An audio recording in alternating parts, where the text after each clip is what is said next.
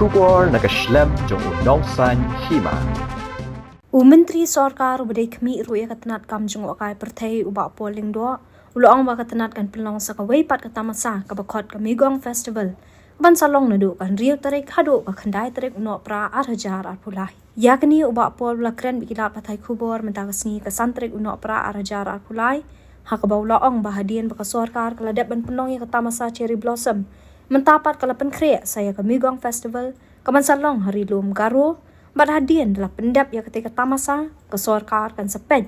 Bad pulih penyak yang baru arteli kita Tamasa. Bad namar bagi nok penyak jadi gijuk kipa penyak yang Tamasa cherry blossom. Ubak polling do. Unsawan banyak keren biang pat bagi lat patai Kubor. Andala yok lud iki jing tip kipa penyak. Kajing yok nong bad kumta ter. Andala yok yang ke kaipot niki nok penyak. We are after cherry blossom. We are also organizing the Megong festival, which is happening from the 6th of this month till the 9th.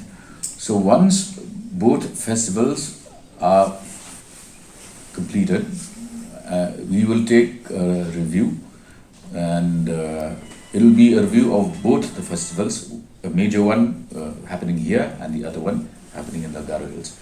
And since the event managers are the same group, they are at the moment very busy preparing for Megong. So we will come back to the media with all the inputs after the Megong festival is completed.